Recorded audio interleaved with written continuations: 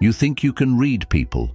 You catch their tone, their hesitation, the flicker in their eyes, and tell yourself, I know what they're feeling. I know who they are. But what if that certainty is a lie? What if the very things you rely on to judge a person, their kindness, their calm, even their vulnerability, are not signs of truth, but carefully worn masks? What if the one who acts wounded is silently pulling strings? What if the quiet one isn't humble, but afraid of being seen? What if those who seem good are just the best at pretending? This isn't psychology, this is philosophy, and no one unmasked the human soul more ruthlessly than Friedrich Nietzsche, the 19th century German philosopher who believed that most people, including you, don't even know themselves. Nietzsche didn't care what you said or believed. He asked, why do you need to say it? Why do you believe it? What is hiding beneath the performance? To truly read people, Nietzsche said, you must go beneath the surface, beneath the values, the language, the smiles, all the way down to the unconscious forces pulling their strings. This is not about being suspicious. It's about seeing clearly. And it begins with one terrifying truth. You don't really know anyone because you don't even know yourself. We say we know what's good. We admire charity. We praise humility. We celebrate restraint. But what if goodness is not what it seems? What if morality itself is a mask, not a reflection of truth, but a psychological shield, a disguise, a tool? This was Nietzsche's bold claim. In On the Genealogy of Morality, he reveals that much of what we call virtue doesn't come from enlightenment, but from woundedness. He believed morality was born not from strength, but from weakness, from those who had no power, no voice, no revenge, and so they rewrote their suffering into righteousness. Imagine a person humiliated and helpless. They can't retaliate, so they reframe. They are evil because they are strong. I am good because I suffer. I am pure because I endure. That, Nietzsche said, is resentment, not just resentment, but spiritual revenge disguised as virtue. It's the powerless turning their pain into moral superiority. This is what he called slave morality, a system built not on truth, but on suppressed hatred repackaged as goodness. And so, Nietzsche asks, when someone claims to be good, what are they really protecting? Is the peaceful person truly at peace, or just terrified of conflict? Is the generous one truly selfless, or seeking moral leverage? Is humility a virtue, or a survival tactic? To read people, Nietzsche says, don't just listen to their values, look at their origin. What emotional wound gave birth to their truth? Do they serve their values, or do their values serve them? This isn't about judging others. It's about seeing what morality often hides, a will to power disguised in velvet, because behind every saint may stand a shadow, behind every moral claim, a survival instinct, behind every soft voice, sometimes a quiet weapon. And if you want to truly read someone, don't just ask what they believe, ask what they'd lose if they stopped believing it. If this content is making sense to you, click the subscribe button and subscribe to the channel. Thank you for your support. If morality is a mask, then what lies beneath it? According to Friedrich Nietzsche, it is not goodness, not reason, not even survival, but something far more primal, the will to power. This is one of Nietzsche's most misunderstood and most essential ideas. He doesn't mean power in the narrow sense, not brute domination or control over others. Instead, Nietzsche sees all life, human or animal, individual or collective, as being driven by an invisible force, the need to assert, expand, express, and overcome. It is the energy behind ambition, creation, rebellion, even love. And when you learn to see this force, you start to read people differently. The polite man at dinner, offering compliments? Is he being kind or subtly establishing dominance through charm? The friend who always gives advice, are they helping you or confirming their superiority? The victim who endlessly shares their suffering, are they seeking connection or wielding pain as leverage? Nietzsche would say, look closer. All of these may be expressions of the same invisible current, the will to power, wearing different clothes. It manifests not just in rulers or tyrants, but in everyday human behavior, in artists seeking immortality through their work, in teachers trying to shape young minds, in lovers trying to be needed or never left. Even in acts of self-sacrifice, the martyr still wants to matter. This doesn't mean people are evil or manipulative. Nietzsche's point is deeper. We are not rational creatures guided by pure intentions. We are psychological beings driven by buried forces. To read someone, then, is to see not just what they do, but what they're trying to become, what power they seek, what inner wound they're trying to overcome. This is why Nietzsche was suspicious of virtues like humility or chastity, not because they're bad in themselves, but because they often mask hidden power games, attempts to dominate the self, others, or even reality. The will to power, when repressed or denied, becomes toxic.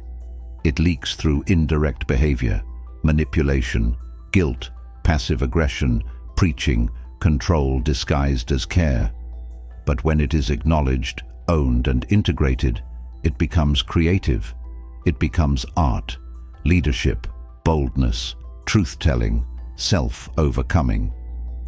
Nietzsche admired those rare individuals who dared to embody this force consciously.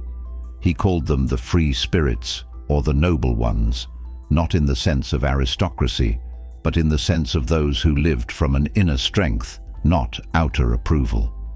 To read a person through Nietzsche's eyes is to ask, what is this person trying to achieve beneath their words? What role are they playing and why? What power, emotional, intellectual, moral, are they reaching for?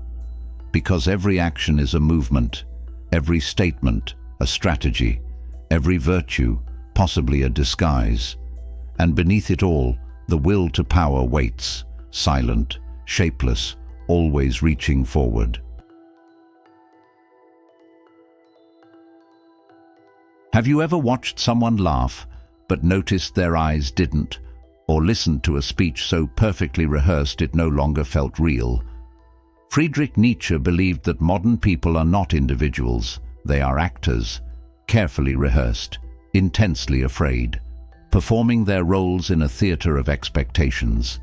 And the most dangerous part, they don't even know they're acting. In Thus Spoke Zarathustra, Nietzsche describes humanity as living behind layers of masks. The mother, the teacher, the loyal friend, the suffering artist. Each is a character learned through repetition, a script memorized to survive, to belong, to be loved. But who are we when no one is watching? Nietzsche challenges us to look not at who a person says they are, but at the role they have chosen to play, often unconsciously. The real question is not what do they believe, but what identity are they trying to maintain, and why? People cling to their masks because they offer safety. The role of the caretaker protects you from rejection. The victim role protects you from responsibility. The hero role protects you from feeling weak. We don't just lie to others, we lie to ourselves. And we call that lie our personality. This is why Nietzsche was so distrustful of certainty. He didn't believe in fixed identities, stable selves, or eternal truths. To him, identity was a kind of theater, and the greatest danger was forgetting that we were acting. He saw this especially in religion and ideology. The priest who preaches purity may be repressing his own desire. The revolutionary who cries for justice may secretly crave power. The therapist, the philosopher, the influencer, all can become masks if we wear them too tightly. And yet, Nietzsche is not cynical. His critique isn't meant to destroy meaning, but to awaken us. He admired those rare individuals who could change masks consciously, who understood life as a dance, not a prison. These were his higher men, not those with status or perfection, but those with depth, those who could laugh at themselves, evolve, and abandon the stage when the role no longer served them. To read someone, Nietzsche teaches, is to observe the performance, and then look behind the curtain. What role are they playing right now? What would they lose if they stopped playing it? And what fear is that mask protecting them from? Most people don't need to be exposed. They need to be understood, not for the role they play, but for the silent fear that wrote their script. We like to think of truth as sacred, clean, objective, and above all, neutral. But Friedrich Nietzsche didn't buy that. To him, truth was not a final destination. It was not something we find. It was something we create, and more importantly, something we often weaponize. In his essay On Truth and Lies in a Non-Moral Sense, Nietzsche strips truth of its holy robes. He describes it as a collection of human-made metaphors, long repeated until they lost their edge. Truth, he argues, is just a set of illusions that we've forgotten are illusions. But the real question Nietzsche asks is this: who benefits from this truth? Whose will does it serve? When someone says, "This is the truth," Nietzsche invites us to pause, not to argue with the facts, but to investigate the function of that statement. Because often, truth is not a mirror, it's a hammer. Think of the religious leader who says, "This is the truth of God." Is it about divine wisdom or institutional control? Or the politician who says, "These are the facts"? Are they seeking clarity or pushing an agenda?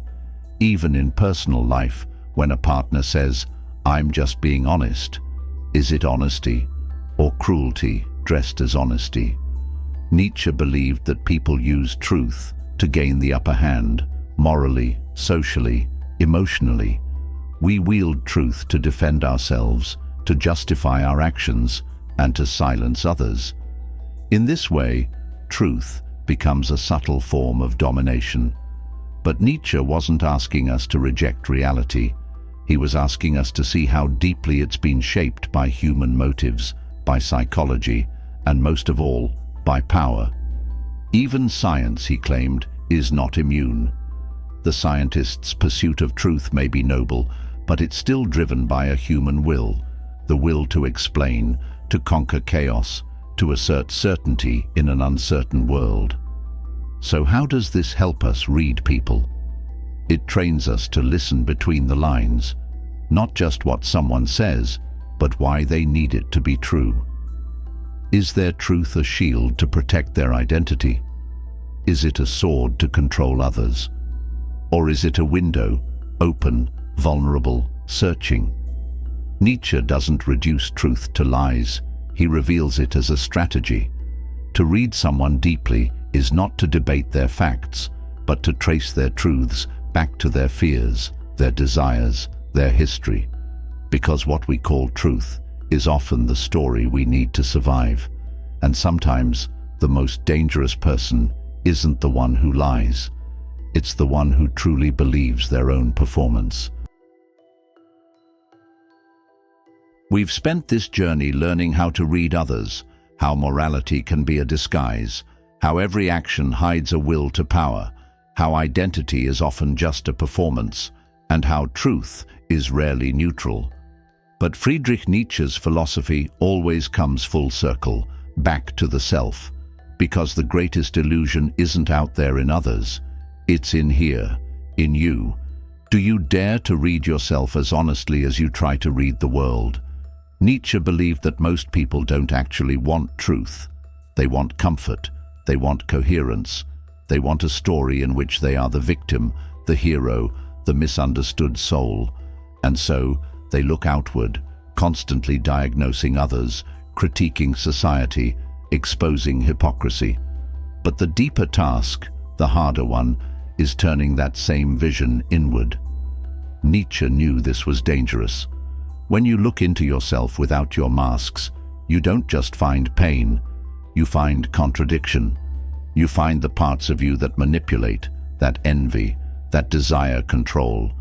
You find the will to power in your own kindness, the resentment behind your forgiveness, the mask behind your identity. And yet, this is where real freedom begins. To read yourself is not to hate yourself. It is to become conscious. It is to stop performing and start transforming. Nietzsche called this the path of the Übermensch, not a superhuman in the comic book sense, but a person who has overcome the false self, someone who has outgrown borrowed values and lives from their own inner truth. The path is not clean, it's not linear. You will lose illusions you've depended on. Relationships may shift, roles may collapse. The truths you once clung to may dissolve. But what emerges is something rare, someone who is not driven by fear, not hiding behind ideology, not possessed by invisible motives, but someone who chooses who they are becoming. Nietzsche's warning was clear. He who fights with monsters should be careful, lest he thereby become a monster. And if you gaze long into an abyss, the abyss also gazes into you. But here's the part we often forget. Nietzsche didn't want us to fall into the abyss. He wanted us to climb out of it, stronger, stranger, more honest. Because in the end, reading people is not a trick. It's not about manipulation or control. It's about vision, clarity, depth. And that vision must begin with the self.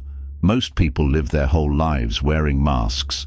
But the few who dare to take them off, they don't just see the truth, they become it.